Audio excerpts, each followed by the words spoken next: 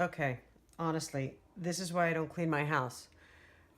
I started to clean yesterday and I put my microphone away somewhere and I have no idea where. And so now I'm just going to yell into the phone, or when I edit, I'll just have to turn the volume way up. I can't tell how this is going to work. But I am going to work on a little urban sketching today. Let me give you a little bit of the details. I am using my landscape urban sketching book that I've been working to fill up. I work from both sides of it. Not a good idea. I don't think I'm going to do that again because it causes me problems. But it's from Pentalic, so it's that same paper that I used. I really feel like I'm yelling.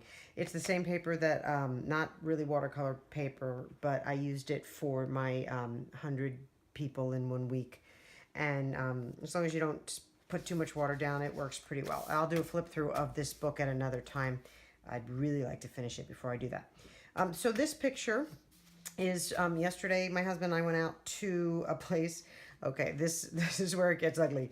First of all, we went to a place called Lardo. I am not kidding you. That is the name of the place. We live in Portland. I say that a million times, but this restaurant is called Lardo, and it's really about the meat. So if you're a vegan or a vegetarian, look away, or perhaps turn this off because it's going to get kind of real now. We went out to this place. It's not our first time going, but for my birthday, we talked about where should we go. We always like to walk if we can. So we walked over to Lardo, and while we were waiting for our food, I did a sketch of my husband, and I'm not gonna lie,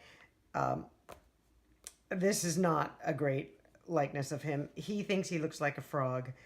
I think he looks a little like a frog. He's a much better looking guy than this. However, you know, I was trying to get it done really fast while we had the cider and the brew in front of us because I knew once the food came, I was not going to do well. Plus, I was really hungry, so I couldn't even concentrate. I was just throwing stuff up there. So that's the part I did without the pencil. And then I went back from some of the photographs I took of the place, and I sketched out in pencil. This is the sandwich that I had, which was a porchetta with some of their dirty fries or fries. And that's my cider, I think, or Tim's beer. And then we have a picture of a pig, and you know, with all the yummy parts, sorry vegans, vegetarians, but all the yummy parts outlined. And then they have this great sign that says pig out, and it has little light bulbs in all the letters, and that's on the wall. And so I'm going to paint that. So I am going to do a quick once over with my Micron 03, which is already starting to look a little worn from my fingerprints, I guess. I'm not fond of that. I wish they'd fix that because I keep rubbing that off. But I'm going to go over that, and then I'm going to use my palette that I've been making, my travel palette that I have been adding to with some other colors, but I just did those, so they're wet. I probably won't use those.